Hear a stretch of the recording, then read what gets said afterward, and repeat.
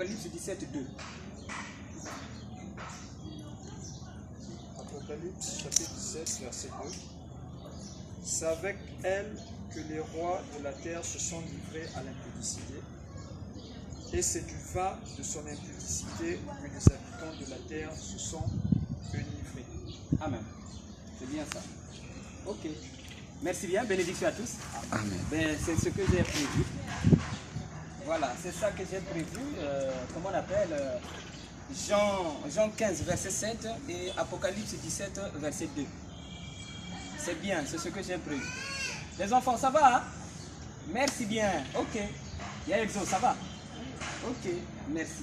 Alors, c'est ce que j'ai prévu. Vraiment, j'ai aimé. Et on va parler de ça ce matin. Ah bon? Frère Jack, là où nous sommes là, ça à côté c'est une église aussi. Ah, ça c'est là où il y a la menuiserie. Non, c'est de l'autre côté. Ah, la menuiserie c'est de l'autre côté. Ah, d'accord. Ici là, parfois, vous savez, quand on parle, parfois je crie. Ça va déranger, non? Ça peut passer? Ok.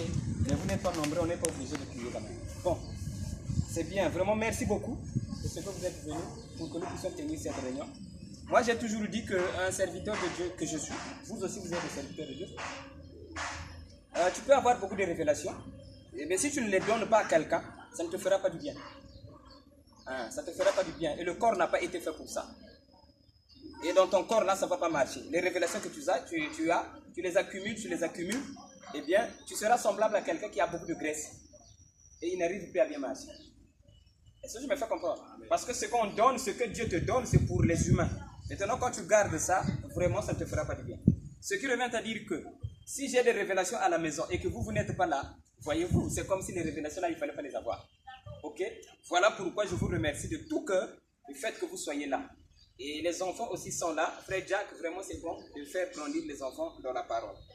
J'ai toujours le témoignage de la fille de, comment on appelle ça? La fille de Divine qui avait chassé la maladie qu'on appelle varicelle. Varicelle, c'est français. Voilà. Il avait chassé ça sur sa peau parce que ça lui dérangeait. Et pour avoir écouté la parole, il a dit, maladie quitte là, la maladie a disparu. Donc, pour une enfant, je pense bien qu'elle avait 5 ans ou 4 ans en ce temps-là. Et cette enfant, si elle peut grandir encore dans la parole, voyez-vous, qu'est-ce qu'elle va devenir? Voyez-vous? Voilà. Donc, les petits aussi qui sont là, ils entendent. Et s'ils peuvent demeurer dans la parole, ce serait une très bonne chose. Et la Bible dit, enseignez les enfants depuis le bas âge. Et quand ils vont grandir, ils ne vont pas s'en détourner. Très important. Et voilà pourquoi vraiment j'ai beau aimer quand vous avez pensé qu'on puisse se rassembler comme ça dans la maison pour écouter l'évangile. J'ai aimé ça parce que c'est très très important. La parole a toujours, Exo, ton téléphone sonne. La parole a été toujours bonne et les gens auront toujours besoin de ça. Franchement, on aura toujours besoin de la parole. Et j'apprécie quand vous avez disposé de temps pour venir. Alors, nous avons lu Jean 15, verset 2. C'est Dieu qui est en train, c'est Jésus qui parle là. Il est en train de dire que si ma parole demeure en vous et que vous demeurez dans mes paroles, alors demandez ce que vous voulez. C'est Jésus qui le dit. Et je signale que Jésus toutefois aussi était inspiré. Donc quand Jésus parlait, en fait, c'est Dieu qui parlait. Donc que je dise Jésus, que je dise Dieu, c'est la même chose. Ok? Voilà. Donc même Moïse aussi, quand il parlait, c'est Dieu qui parlait. Très parfait, hein? Vraiment, c'est parfait. Quand Moïse parlait, c'est Dieu qui parlait aux humains. Alors, donc Jésus dit que si vous demeurez dans mes paroles, et une fois Jésus avait dit, ce que je vous dis, c'est pas moi, mais c'est le Père qui vit en moi. Donc les paroles de Jésus, c'est les paroles de Dieu. Maintenant, si les paroles de Dieu demeurent en toi, frère, les paroles de Dieu demeurent en toi, sœur, et bien, et que toi aussi tu demeures dans la parole de Dieu, alors là, demande ce que tu veux. Est-ce que je me fais comprendre? C'est Jésus qui l'a dit, il n'a pas menti. Alors, Madame Jack, bonjour. Voilà. Alors, il dit que si vous demeurez dans ma parole et que mes paroles demeurent en vous, demandez ce que vous voulez. C'est une promesse et Dieu n'a pas menti et c'est la vérité. Alors, comment demeurer dans la parole? C'est de ça que nous allons parler. Voilà. Comment demeurer dans la parole? Et ce que j'ai au plus profond de mon cœur, ce que je veux vous transmettre, c'est que ne vous souciez de rien. Donc, s'il faut être dans une classe et que ça c'est le titre de la leçon, et bien le titre de ma prédication, ne vous souciez de rien. Ça va? Amen. Ok. Maintenant, à côté de cela, Jésus dit, si tu demeures dans ma parole, et que ma parole demeure en toi, alors demande ce que tu veux. Il n'y aura plus de soucis. Ok? Voilà. Parce que tu es dans la parole, et la parole de Dieu est en toi. Donc il n'y aura plus de soucis. Or, moi, je sais qu'il y a des soucis dans les humains. C'est pas ça. Je vois qu'il y a la parole, mais je sais qu'il y a des soucis dans les humains. Alors nous allons régler ce problème des soucis-là. Hein? Pour que les soucis-là ne puissent plus vraiment rester là. Alors, vous êtes restés pendant longtemps avec moi et je pense bien que vous me croyez et vous savez que quand on a dit quelque chose et que vous avez obéi, le résultat a toujours été là. Et vous-même aussi, vous en êtes témoin. Le frère Madou m'a donné le témoignage dernièrement. Il y avait sa sœur divine qui avait un problème et elle était dérangée. Il y avait des choses qu'elle voulait, il n'y en avait pas. Et Madou lui a donné la parole. Elle a cru en Madou, ce qu'elle voulait est venu. Madou lui a dit, parce que tu m'as cru. Voilà, donc vous savez que quand on croit la parole de Dieu, eh bien, Dieu aussi donne ce dont vous avez besoin. Alors, Jean 15, verset 7. Si tu demeures dans la parole et que la parole de Dieu demeure en toi, demande ce que tu veux. Donc, il n'y aura plus de soucis. Alors, comment demeurer dans la parole de Dieu? Bon. Prenons une écriture, par exemple, dans la Bible où on a dit « Tout est possible à celui qui croit ». Nous le savons. Ok? Tout est possible à celui qui croit. C'est bon. Nous tous, nous le savons. Une autre écriture, je pense à ça, peut-être ça ne va pas bien convenir. Je prends une autre écriture pour que ça soit clair. L'amour supporte tout. Un exemple. C'est une écriture. L'amour supporte tout. Et un lecteur de la Bible connaît ça. Et qu'il a dit Dieu. N'est-ce pas? Maintenant, quand tu dis que l'amour croit tout, c'est pas ta parole, non? Mais plutôt l'amour supporte tout, c'est pas ta parole, c'est la parole de Dieu. Et si tu la prononces, c'est que cette parole-là est en toi. Ça va? Voilà, parce que c'est Dieu qui a donné la parole, l'amour supporte tout. Et toi aussi tu la prononces. Cela revient à dire que la parole de Dieu est en toi. Donc première étape, la parole de Dieu est en toi. Maintenant, pour les jeunes, pour vous qui avez les femmes dans la maison, un exemple, j'aime prendre cet exemple-là pour que ça soit clair. Avec madame dans la maison, madame te fait quelque chose qui te dérange. Ça va? Quand tu vois ça, tu trouves que vraiment ça, c'est pas bon. Ce que madame a fait là, c'est pas bon. Ok? Maintenant, tu cries au scandale. Ma femme n'est pas bonne. Parfois même, on appelle la famille. On doit régler ça. Ma femme a fait ceci. Ce qui revient te dire, tu ne crois plus aux paroles qui disent l'amour supporte tout. Ça va. Hein? Parce que tu as dit l'amour supporte tout. Donc la parole de Dieu est en toi. Maintenant l'événement est là. Madame t'a dérangé. Aïe, moi ça je ne peux pas supporter. Ça là vraiment c'est trop grave. Ce qui revient te dire que la parole de Dieu est en toi, mais toi tu n'es pas dans la parole. Alors toi, les démons vont te résister. Est-ce que je me fais comprendre? Parce que tu crois ce que Dieu a dit. Mais tu ne peux pas appliquer ça. Cela revient à dire qu'il y a une partie qui te manque. Tu crois, mais tu n'as pas la force d'appliquer. Cela revient à dire les démons vont te résister. Il y a, pour vous qui avez écouté dans les églises de messages, il y avait Dieu qui avait dit à Abraham que si tu es sincère, rien ne te résistera. C'est la même écriture en fait. C'est la même écriture que Jésus avait dit. Si vous croyez ma parole et que ma parole demeure en vous, demandez ce que vous voulez. Et c'est même ça la sincérité. La sincérité veut dire ce que tu confesses, c'est ce que tu vis. C'est ça la sincérité. Ce que tu dis, tu vis ça. Voilà la sincérité. Mais quand tu dis tu ne vis pas, toi tu n'es pas sincère. Alors tu auras des ennuis. Ça va? Voilà. Alors à côté de cela, j'avais lu une écriture de Jean de l'Apocalypse 17, je pense verset 2. Là où on dit que le monde entier a été enivré par le vin de la femme. Cette femme-là, c'est la chair humaine. Voilà. Hein? Parce que quand la femme est sortie d'Adam, Adam a dit, voici, os de mes os. Ok? Donc la femme, spirituellement parlant, symboliquement parlant, la femme, c'est ta chair. Maintenant, tout ce que nous entendons ça par la chair. Et quand nous accomplissons, ok, nous accomplissons la volonté de la chair. Parce que c'est par la chair que nous entendons tout, c'est par la chair que nous voyons tout. Maintenant, quand nous agissons, eh bien, celui qui nous a commandé, c'est la chair. Ça va? Maintenant, cette chair-là, c'est ça que la Bible appelle femme. Maintenant, le monde entier est comme ça. N'est-ce pas? Il fait chaud, il met un chapeau. Il y a la pluie, il met le parapluie. Il y a l'eau, il monte sur une barge qu'on appelle ça.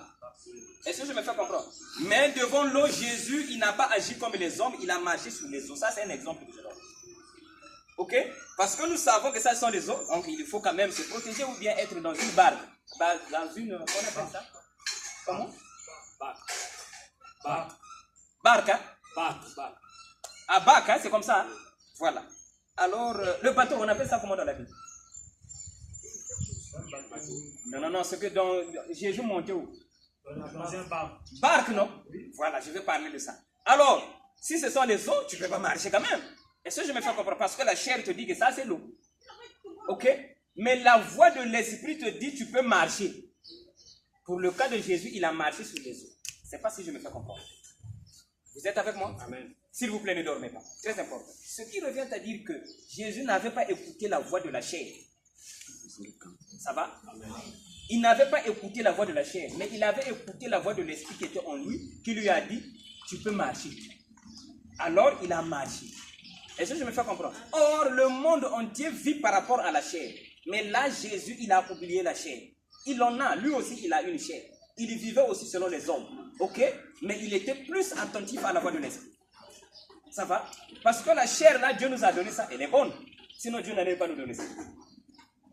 Une parenthèse. Généralement, quand on dit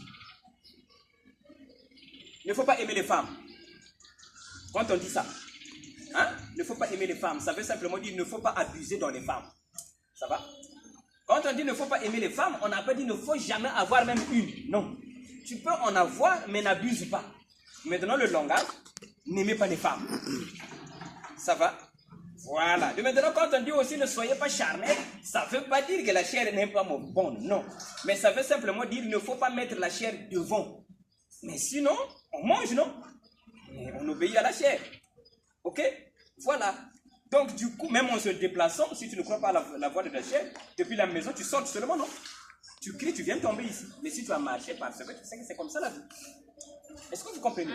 Donc, nous sommes aussi charnels qu'on le veuille ou pas. Mais quand on dit ne sois pas charnel, ça veut simplement dire ne faut pas mettre la chair devant. Tu comprends? Toi, tu aimes manger. Si, l'homme mange toujours. Mais ne mets pas le manger devant. Est-ce que vous comprenez? Voilà. Donc, le monde entier est charnel. Mais là, devant les eaux, Jésus-Christ, il a écouté la voix de l'Esprit. Il est passé sur les eaux ne l'ont pas avalé. Ça va? Voilà, donc ça là, je voulais simplement vous montrer que le monde entier, il agit selon la chair humaine. Mais le Fils de Dieu que vous êtes, si vous êtes né de l'Esprit, alors vous devrez maintenant mettre l'Esprit devant. Ça va? Écoutez d'abord la voix de l'Esprit avant d'agir. Mais ne restez pas seulement dans la chair. Car lorsque madame dans la maison t'a énervé, c'est la chair qui te dit que ça c'est mauvais. Maintenant, mon conseil à moi, ne mets pas la colère devant, ne mets pas la chair devant, mais prends la voix de l'esprit. Ça va? Parce que la voix de l'esprit a dit, l'amour supporte tout. Ça va? Donc, prends la voix de l'esprit et tu vaincras. Alors, on avance. Et de l'autre côté, j'ai dit que le monde entier est charnel. Et la Bible dit que le monde entier est enivré par le vin de la femme. Et la femme, c'est la chair humaine. Donc, le mot là, la phrase là veut simplement dire que les humains sont gouvernés par la chair.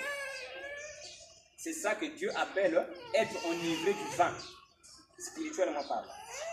Alors, la semaine là, j'ai vu un ami,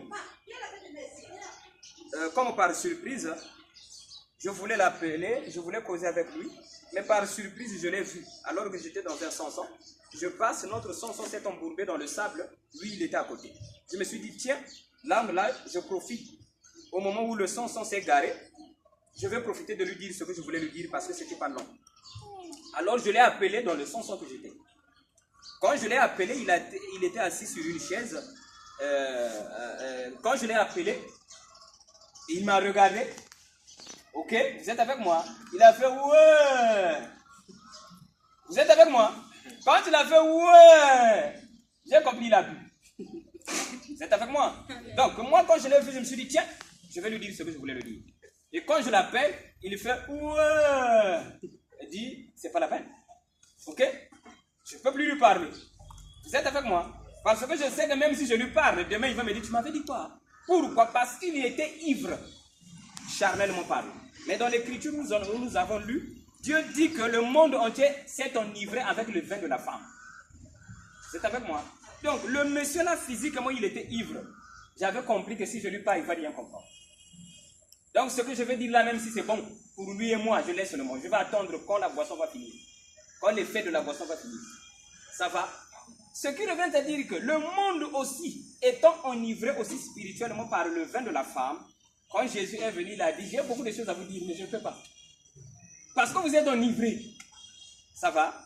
Vous avez tellement bu le vin depuis Adam jusqu'à aujourd'hui. Quand je parle là, il faut que la dose du vin puisse d'abord quitter. Est-ce que vous êtes avec moi? Vous êtes avec moi? Amen. Donc, Jésus, il savait que dans cet état-là, même si je parle, ils sont tellement enivrés, ils ne vont rien comprendre. Est-ce que je me fais comprendre? Maintenant, Dieu a donné le temps, comme j'ai donné le temps à mon ami, que la boisson finisse. Après, le lendemain, je lui ai parlé. Vous êtes avec moi? Donc, aujourd'hui, nous sommes au temps de la fin, où la dose du vin de la femme doit finir dans les enfants de Dieu. Afin que vous puissiez écouter la voix de Dieu, au lieu de continuer seulement à écouter la voix de la chair. Ça va? Un exemple. Jésus qui était spirituel, il dit, personne n'est monté au ciel sinon que le Fils de l'homme qui est au ciel. Mais il est sur la terre. Mais il dit, personne n'est monté au ciel sinon le Fils de l'homme qui est au ciel. Vous êtes avec moi? Mais là, il est sur la terre. Et un jour, il dit, je m'en vais et je reviendrai vous prendre afin que là où je suis, vous aussi vous y soyez. Où? Au ciel. Vous êtes avec moi? Et le monde pense qu'on va monter dans ce ciel-là. Mais lui-même qui a parlé de ce ciel, il a dit, je suis au ciel au moment où il parle avec les gens. Je ne sais pas si vous êtes avec moi. Il dit, je suis au ciel maintenant. Mais pas vous. Mais moi, là, je suis au ciel. Mais vous, non. Vous êtes d'accord avec moi? Maintenant, il dit qu'en ce jour-là, je vous prendrai, vous aussi, vous allez rentrer au ciel comme moi. Mais quand même, l'homme charnel, il pense que c'est ce ciel-là. Pourquoi? Parce que Jésus aussi est monté là-haut. Est-ce que vous êtes avec moi? Maintenant, Dieu dit, à un peuple comme ça, à une église comme ça, même si tu viens parler d'enlèvement, ils ne vont rien comprendre. Parce que pour celui qui est déjà saoulé, il ne comprend plus ce que tu dis. Et celui qui est déjà dans sa tête, dans son esprit, il se dit, quand tu vas donner l'évangile que je donne là, il va rien comprendre. Amen. Parce que pour lui, on va monter au ciel. Il est sous. Il est déjà sous. Quand tu donnes la révélation de la parole, il lui donne l'évangile, tu donnes l'évangile, il ne comprend pas. Vous êtes avec moi? Amen. Du coup, on peut vous donner l'évangile, mais comme les gens sont sous, ce que vous voulez voir là ne viendra pas. Ça va? Et voilà pourquoi Jésus a dit, si vous demeurez dans ma parole et que mes paroles demeurent en vous, demandez ce que vous voulez. Or, aujourd'hui, les gens toujours déçus. Tu fais ça, je voulais faire ceci. Pourquoi? Les choses résistent toujours. Pourquoi? Parce qu'ils ont la parole, mais ils ne sont pas dans la parole. Jésus disait, je suis dans le Père et le Père est en moi. Donc la parole de Dieu était en lui, mais il appliquait aussi la parole de Dieu. Mais aujourd'hui, tous les humains vont à l'église, c'est vrai, mais ils ont des ennuis.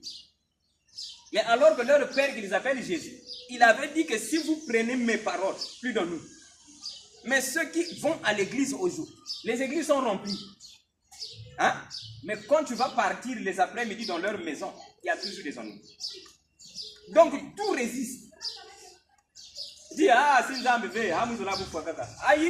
mais regarde ici là. Mais Jésus, votre Père, avait dit, si vous demeurez dans ma parole, et que mes paroles demeurent en vous, demandez ce que vous voulez. Cela revient à dire plus de soucis. Parce que quand tu vas demander, tu en auras. Mais toi, tu n'arrives pas. Ce qui revient à dire qu'il n'y a que la Bible qui est dans ta tête, mais tu ne la vis pas. Vous êtes avec moi?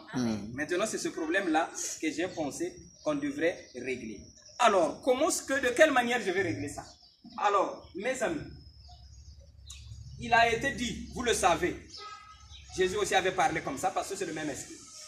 Vous le savez qu'il y a des justes et des injustes, n'est-ce pas? Et vous le savez. Mais vraiment, Jack, moi je profite aujourd'hui, je vous le dis, tout le monde est juste. Vous êtes avec moi? Amen. On a dit que d'un côté il y a des justes et de l'autre il y a des injustes. Mais je vous apprends aujourd'hui que tout homme est juste. Ok? Amen. Maintenant, si tout homme est juste, c'est que tout est bon. Amen. Ok? Amen. Ce qui revient à dire, les ennuis finissent. Parce que tout homme est juste dans sa nature. L'enfant là, elle peut vivre comme nous. C'est pas possible. Mais elle est juste dans sa nature. Ça va? Donc, celui qui te dérange aussi, c'est tout ce qu'il connaît. Comme j'avais dit à ma femme, mais quand vous les femmes, vous criez, au moins la bagarre n'est que bien, elle ne se savent qu'elle la quartier. Mais lui, il est comme ça. Ok? C'est les femmes qui aiment parler comme ça. Il y a une qui fait bien, il y a une qui se savent qu'elle la quartier. Mais lui, il est comme ça. C'est sa nature. Ok? C'est sa nature. Donc, du coup, c'est à toi seulement, à la femme, de dire au monsieur, ça, c'est pas ma vie. J'ai mon mari à moi, je ne peux plus donner mon corps à toi. Mais quand je dis qu'il y a une gaïmbi, ça, c'est sa nature, il est comme ça. Ça va? Voilà. Donc, dans sa nature, il est juste. Comme les enfants, là, dans leur nature, ils sont justes. Ils vivent comme des enfants, parce que c'est des enfants. Mais quand ils vont grandir, ils ne vivront plus comme ça. Et dans cette condition, ils sont parfaits. Voilà. Ok? Voilà. Ils sont parfaits dans leur nature. Maintenant, le voleur aussi est parfait dans sa nature parce que c'est tout ce qu'il connaît. Mais Amen. Toi, tu ne l'es pas. Toi aussi, sois parfait dans la divinité. Amen. Ça va? Amen. Parce qu'à toi, on t'a dit, si la parole de Dieu demeure en toi et que tu demeures dans la parole, tout sera possible. Donc, toi, demeure dans ça. Et sois aussi parfait dans cette condition. Maintenant, l'autre aussi, que tu penses que lui, il vit mal, il est parfait dans cette nature. Parce que cette guerre-là, dans la brousse, il n'y en a pas. Le lion a sa nature, le chien a sa nature, le serpent a sa nature, mais les animaux s'entendent à leur manière. Donc, nous aussi, on devrait s'entendre avec tout le monde. Maintenant, quand tu n'arrives pas à t'entendre avec les humains sur la terre, c'est qu'il y a des esprits qui te résistent. Par conséquent, tu n'es pas dans la parole. Mais la parole de Dieu est en toi qui t'a dit supporte tout, mais tu ne supportes pas le banni du cadre. Donc, toi, tu n'es pas dans la parole. Alors, Jésus qui avait connu ces choses, il a supporté tous les humains et il a bien vécu. Vous êtes avec moi? Maintenant, il disait que je suis au ciel. Pourquoi? Parce qu'il vivait bien. Maintenant, toi aussi, certainement, si nous sommes ici, là, c'est le ciel que nous voulons. Ok? Amen. Si nous sommes rassemblés comme ça, des papas que vous êtes, c'est pour le ciel. Maintenant, le ciel là, c'est pas celui-là. Ça, ce n'est que type. Vous connaissez ces choses. C'est pas, nous ne sommes pas là pour monter dans ce ciel. Ok? Le ciel qui est au-dessus de nos têtes. Non, non, non, non, non. Ça, ce n'est que symbole. Ça, c'est le ciel charnel. Ok? Voilà. Le ciel dans lequel nous allons rentrer en temps normal, c'est la paix. Vous connaissez ces choses. Maintenant, si tu ne vois pas la justice de Dieu partout, tu ne seras jamais en paix sur la terre. Ah ouais. Ok? Voilà. Maintenant, vous reconnaissez la porte de la paix. Comment rentrer dans la paix? C'est lorsque tu vois la justice de Dieu partout. Ça va? Bien. Même la maladie qui vient attaquer le corps. Dernièrement, il y a ma femme, ma petite soeur qui m'a appelé. L'enfant avait beaucoup souffert. Elle avait, je ne sais pas comment on appelle ça, des ampoules ici, là. Et on était obligé d'aller opérer ça à l'hôpital. Et l'enfant a crié au point de piquer même des crises. Et ma petite soeur m'a appelé, elle a dit, ah vraiment, Régis, l'enfant a souffert. Vous êtes avec moi? L'enfant a souffert. Donc pour elle, il ne fallait pas. Ok? Monsieur Mazou, s'il te plaît, tu sais pourquoi nous souffrons? Nous avons des douleurs. C'est à cause des nerfs. Hein? C'est les nerfs qui sont dans le corps qui nous transmettent les douleurs dans le corps. Ok? Maintenant, qui avait mis les nerfs? Dieu. Dieu. C'est pas ça. Donc c'est que Dieu savait que dans le corps humain, il y aurait des douleurs. Puisqu'il a mis les nerfs qui sont là pour nous transmettre les douleurs. Ça va? Donc c'est que les douleurs ne manqueront pas. Il y a notre bien-aimé, le frère Aquala. Il avait chanté un cantique. Il avait dit, si vous voyez une sirène, vous entendez le bruit d'une sirène, c'est que c'est la conséquence du péché d'Adam. Vous connaissez ce cantique-là? Vous n'avez jamais connu ça? Si. Moi, je ne connaîtrais pas comment ce que nous allons, je peux chanter ça, mais il avait dit ça, et il avait écouté ça chez Branham. C'est le frère Branham qui avait dit ça. Quand vous écoutez une sirène, souvenez-vous du péché d'Adam. Parce que si Adam n'avait pas péché, il n'y aurait pas de mort. Ça va? Du coup, on n'allait pas entendre le bruit des sirènes. Vous êtes avec moi? Voilà. Et lui, il a chanté ça. Je ne connais pas bien chanter ça, je ne peux pas chanter ça, mais je sais que lui, il a chanté ça. Et croyez-moi, je dis la vérité, je ne me moque pas de lui, mais je parle de ces choses pour vous expliquer. Alors, ce n'est pas Adam qui a causé la mort sur la terre. Non, messieurs. La mort que Adam a causée sur la terre, c'est la mort spirituelle. Ça va? Mais la mort physique existait déjà avant que Adam ne pêche. De toute façon, souvenez-vous, aide pour venir à la vie, Adam était tué. Ah oui. C'est pas ça? Bien sûr. La Bible dit que Dieu l'avait mis dans un profond sommeil. Ce profond sommeil-là, souvenez-vous, dans le temps de Lazare, Jésus avait parlé du même sommeil. Ok? Donc Adam était tué pour que Ève vienne à la vie. Mais Adam n'avait jamais péché. Mais la mort avait déjà existé dans le jardin d'Éden. Est-ce que vous êtes avec moi? Donc, le sacrifice, là, le péché est déjà rentré. Est-ce que je me fais comprendre? Mais avant le sacrifice, il y avait déjà la mort. Est-ce que vous êtes avec moi? Et, comme tu viens de parler du sacrifice d'Abel, Adam pouvait avoir faim. N'est-ce pas? C'est qu'il tuait pour manger. N'est-ce pas? Et si dans la nature, il y a déjà la mort, voyez-vous, la nature ne vous enseigne-t-elle pas? Donc, Adam, pour manger, il devrait avoir faim. Plutôt, il devrait avoir faim, après il mangeait. Pour manger, il tuait. Cela revient à dire, avant le péché, la tuerie était là. Vous êtes avec moi? Donc la mort, ce n'est pas Adam, mais c'est Dieu qui avait voulu que la mort existe. Mais que la mort que Dieu a dit ne rentre pas dans ça, c'est la séparation avec Dieu. La mort spirituelle. Voilà pourquoi Jésus, quand il est venu, il a dit, celui qui croit ma parole, il est passé de la mort à la vie. Cette mort-là que Adam avait causée, si vous croyez, vous allez passer de la mort à la vie. Mais la mort physique existait déjà. Donc, ce n'est pas Adam qui en est l'auteur. Vous êtes avec moi? Madame Exo, on ne doit pas. Vous êtes avec moi? Maintenant, j'ai pris le cantique de l'accord là où il dit que si vous entendez le bruit d'une sirène, souvenez-vous de ce que Adam avait fait. Non. Les bruits des sirènes, on allait toujours entendre ça. Même dans l'Éden, les gens allaient toujours mourir. Mais la mort que Dieu nous parle, c'est la mort spirituelle. Et cette mort veut dire être séparé de Dieu. Donc, tu n'as que les lèvres, la parole dans les lèvres, mais tu ne vis pas la parole. Tu es séparé de Dieu, tu es mort. Et de maintenant, Dieu va régler cette mort. Et quand on parle de la résurrection dans les églises, en temps normal, c'est de cette résurrection dont il s'agit. Mais le monde pense que c'est la résurrection du corps. Non. La résurrection du corps de la Bible, ça là n'est que type de la vraie résurrection. Et la résurrection dont il est question, c'est la résurrection de votre âme. Quand vous vivez en harmonie avec Dieu, sur la terre vous serez en paix. Et c'est ça que Dieu appelle le retour en Éden ou bien le ciel. Vous êtes avec moi? D'accord. Alors nous sommes rassemblés ici pour écouter ces choses. Alors, ma petite sœur a dit, l'enfant a souffert. Ce qui revient à dire qu'elle n'est pas d'accord quand l'enfant a souffert. Vous êtes avec moi? Mais bien aimés, nous pouvons aimer nos enfants. Ok? Ils tomberont malades. Ça va? Tu peux les aimer à un amour de 100%. Les enfants tomberont malades. Et nous-mêmes aussi, nous allons tomber malades. Mais nous sommes dans un monde où il y a toujours les maladies. Et un jour, Jésus a dit, je vous emmènerai dans le ciel où il n'y aura plus de maladies. Et les gens pensent qu'il n'y aura plus de palu quand on va partir là-bas. C'est une erreur. Je dis ça pour vous. C'est une erreur. Le palu, on aura toujours. Vous êtes avec moi? Quand Jésus dit que je vais vous emmener dans un monde où il n'y a pas de palu, il n'y a pas de maladie, il parle des maladies spirituelles. Et les maladies spirituelles, c'est comme la peur, la haine, toutes ces choses-là, c'est ça que Dieu appelle maladie.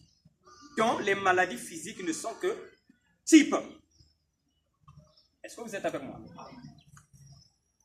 Alors, quand le monde est en train d'attendre, nous allons partir au ciel. là-bas il n'y aura plus de pleurs. Eh bien, comme je viens de dire, Adam, avant de pécher, il pouvait avoir faim. Vous savez qu'avoir faim, c'est une maladie. Amen. Amen. Hein? Parce que quand tu as faim, tu ne manges pas, tu vas mourir. C'est une maladie. Mais Adam avait faim avant de pécher. Donc la maladie existait déjà. Parce que Adam pouvait avoir faim. Et si Adam aussi marchait sur un buisson ou sur un tinson, Adam allait se blesser. Donc ce n'est pas le péché qui a causé toutes ces choses-là. Les choses que nous voyons, ce n'est pas le péché qui a causé ça. Ces choses-là existeront toujours sur la terre aussi longtemps que nous allons vivre. Maintenant, ce qui nous dérange, eh bien, c'est parce que nous ne connaissons pas la vie sur la terre fonctionne comment. C'est ça qui fait que nous ayons des problèmes sur la terre. Comment ce que Dieu avait voulu que la vie soit sur la terre. L'homme s'est représenté une vie à lui-même. Il a pensé que comme Dieu est bon, donc on sera dans une vie où madame ne peut pas t'injurier, ton patron ne peut pas te refuser le salaire. Donc Dieu voulait ça. Et si tu as quelqu'un qui t'a fait mal, non, lui il est mauvais. Donc au ciel là-bas, on ira là-bas. Il n'y aura pas ces gens-là. Non, c'est une erreur. Dieu n'a pas créé le monde pour que nous puissions vivre comme on pense. Dieu a créé le monde pour que nous vivons toutes ces choses-là. Pasteur Régis, mais nous souffrons. Quand je suis malade, là, ça fait mal à la tête. Comment Dieu qui est si bon, il peut lâcher la maladie? Parce qu'on n'a pas compris. Quand Dieu nous a créés, il a pris toute sa puissance, il a mis en nous. Ça va? Maintenant, Dieu, il veut contempler sa propre puissance. Est-ce que je me fais comprendre? Alors, il a mis ça en nous. Maintenant, comment est-ce qu'on va savoir que dans l'homme, il y a la puissance? Dieu lâche les maladies. Afin que toi, tu puisses frapper sur les maladies par la parole. Et Dieu est content. Il va se dire, vraiment, j'ai des fils.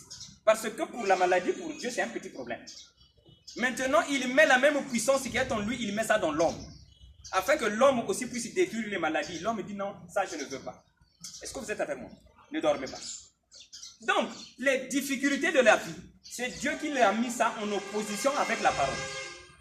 La parole qu'il a mise en vous est capable de détruire toutes ces oppositions-là. Maintenant, quand vous vous fouillez les oppositions, alors vous êtes en contradiction avec le Dieu qui a dit, combattez-moi ça. Est-ce que je me fais comprendre? Maintenant, quand je te dis à moi, pourquoi ça, il ne fallait pas? Si, ça doit être là pour que toi tu puisses combattre. Car la vie, c'est un combat, n'est-ce pas? Voilà. Et le combat de la vie, c'est de combattre tout ce qui est contraire à ce qui fait du bien au corps. Je ne sais pas si je me fais comprendre. Donc ce combat-là, c'est combattre tout ce que tu fais du bien. C'est-à-dire que tout ce qui est contre la chair là, toi tu combats ça par la parole. Maintenant, quand tu vis comme ça, c'est ça que Dieu appelle un homme qui a vaincu. Tout comme Jésus a vaincu la vie.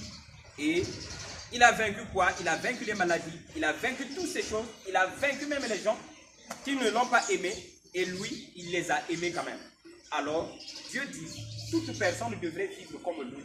Et celui qui vivra comme Jésus, c'est lui le véritable Dieu. Vous le savez que l'homme, c'est Dieu dans la chair humaine.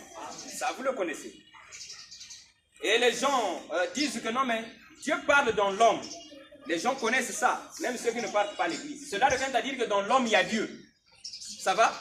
Maintenant, donc vous avez compris que l'homme, c'est Dieu dans la chair humaine. Maintenant, le véritable Dieu, c'est Jésus. Et si toi aussi tu veux être un véritable Dieu, sois comme Jésus. Tu ne vis pas comme Jésus, tu es un faux oint. Ça va? Donc, tu es un faux Dieu. Parce qu'au commencement, Dieu a dit, créons l'homme à notre image. Vrai ou faux? Ça va? Ne dormez pas, s'il vous plaît. Je ne sais pas si vous comprenez ce que je suis en train de dire. C'est très important. Au commencement, Dieu dit, créons l'homme à notre image. Donc, l'homme, c'est l'image de Dieu. Vous êtes avec moi? Donc, les mouvements de l'homme, ce sont les mouvements de Dieu. N'est-ce pas? Parce que mon image à moi, c'est un humain. Ok? Donc, l'image de Dieu, c'est Dieu. Donc, ce qui revient à dire que le monde entier est plein de Dieu. Amen. La Bible aussi dit, vous êtes des dieux. Et c'est ce que nous sommes. Amen. Ça va? Amen. Maintenant, Dieu dit, quoi que vous êtes des dieux, mais j'ai besoin d'un vrai. Et le vrai que je connais, c'est Jésus. C'est lui l'unité de mesure. Toute personne qui dirait que lui aussi il est Dieu, qu'il soit semblable à Jésus.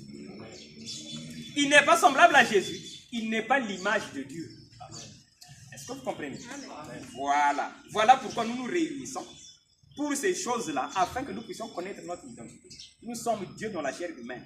Mais tu peux beau parler, eh bien, pour le confirmer, alors vis comme Jésus. Et quand tu vivras comme Jésus, eh bien, toi, tu seras le refuge de tous les humains. Imaginez que les gens, certains m'appellent pasteur Régis. Ok, donc je prêche l'évangile. Mais imaginez que je suis seulement un pasteur des justes. C'est-à-dire que des gens qui vivent bien, qui croient la parole. Maintenant, où est ma mission de serviteur de Dieu? Serviteur de Dieu, je ne rassemble que les gens qui prient. Ok? Les mauvais, on refuse. C'est-à-dire que lui, là, il ne vit pas la parole. Lui, il fume, pas lui. Bon, en quoi je suis serviteur de Dieu? Ça va? Donc, un pasteur, comme on nous appelle les pasteurs, et vous aussi, vous êtes des pasteurs, certainement. Eh bien, un pasteur, c'est celui-là que Dieu a envoyé pour les humains, sans distinction de religion, sans distinction de race. Car la Bible a dit, faites de toutes les nations mes disciples. Toutes les nations. Donc, un serviteur de Dieu n'a pas de parti pris. Il est là pour encourager ceux qui vivent la parole, mais il est là pour transformer ceux qui ne vivent pas la parole. Ok?